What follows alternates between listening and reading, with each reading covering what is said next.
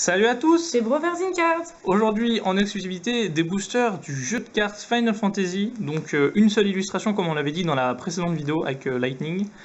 On vous montre l'arrière du booster. Hop. Donc, c'est vrai que le booster il fait assez résistant. Et puis, il y a une petite encoche prévue pour ouvrir. Ah, Donc, ça c'est pratique ça. hop. Donc, on va ouvrir. Ça s'ouvre plutôt bien. Hop. Je vais un peu tuer le booster. Malheureusement, hop. Tchop. On va pas se spoiler les petites cartes. Alors, est-ce que cette fois-ci il y aura des cartes brillantes dedans, des cartes premium?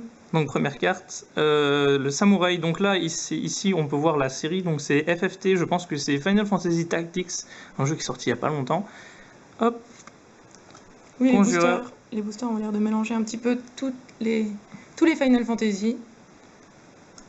Devo, hop. Pour l'instant, toujours pas de personnage qu'on reconnaît beaucoup. Chevalier noir, bon, FFT, donc toujours Final Fantasy Tactics. Magicien. Bon, après, c'est vrai que dans les premiers Final Fantasy, c'était plus des classes que des personnages. C'est pour ça que on a des classes globales comme Bard ou Magicien et que c'est pas des personnages. Hop. Archer. Donc c'est vrai, les cartes ont différentes couleurs, ça doit avoir une... Oh! Une belle carte. Elle est trop belle. Carte d'Aéris, donc en brillante. Donc là, on voit pas exactement... Ah, on voit quand même un petit peu sur la vidéo, mais c'est vrai que la carte paraît avoir des petites paillettes, multicolores si on bouge la carte. Pas vraiment. Une belle carte. Pas vraiment de sensation au toucher différent, pas vraiment... même si un holographisme, c'est pour ça que je regardais par rapport à l'autre carte. Donc Final Fantasy VII, Aeris, un personnage très important. Hades, une invocation. Final Fantasy VII, un booster spécial Final Fantasy VII sur la fin. Hop. Ah, pas que du Final Fantasy VII en effet. Le bro. Et c'est vrai que du coup, oui, la carte brillante est finalement pas située à la fin. Non. Donc après, si certains veulent faire des manipulations pour l'avoir directement à la fin, pourquoi pas? Apparemment, c'est l'avant-avant-dernière. Voilà, et donc les boosters ont l'air de comporter 12 cartes, si j'ai bien compté. C'est bien ça. Oh! Ah, Hope, super, un personnage de Final Fantasy 13 pour la fin. Il en reste une, oh, attention! C'est vrai que 12 cartes, ça fait un bon petit paquet, c'est pas mal. Hop! Ah, et Cosmos, donc c'est vient de Final Fantasy Dissidia, donc c'est la déesse qui représente la bonté et la gentillesse qui est opposée à Chaos, le chaos qui lui, je l'ai déjà vu en carte et il est magnifique. Donc voilà, on va s'ouvrir le deuxième petit booster. Donc voilà, donc pareil, on avait dit même illustration.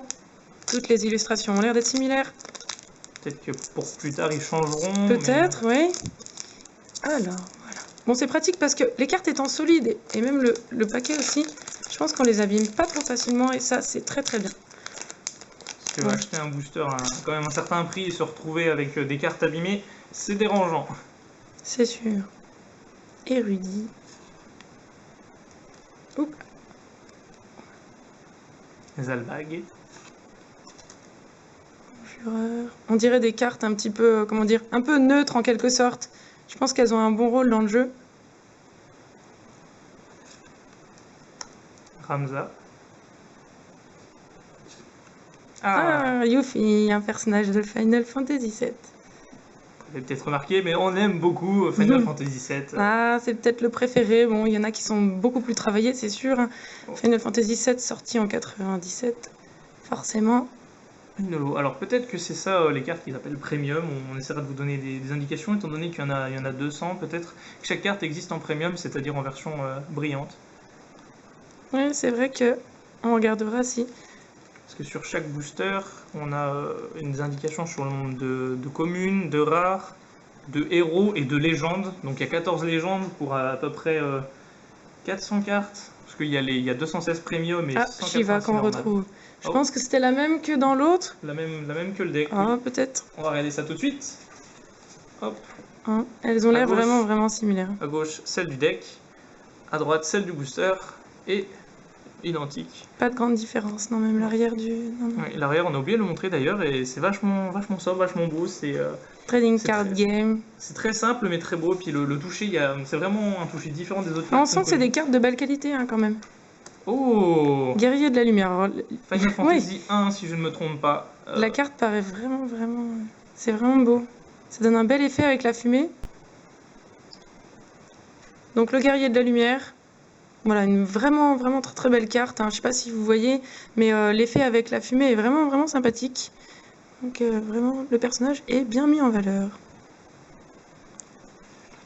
Oh, voilà, et l'empereur.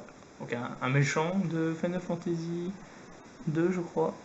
Ouais, c'est vrai qu'avant le 7, c'est un petit peu moins connu. J'avoue que les jeux en 2D, je connaissais un petit peu moins. Je l'ai connu dans Dissidia, et dans Dissidia, il est vraiment, vraiment puissant. Voilà, donc pour cette ouverture de 2 boosters Final Fantasy, il y en aura d'autres. Donc voilà, on se retrouve dans des prochaines vidéos. Salut! Salut!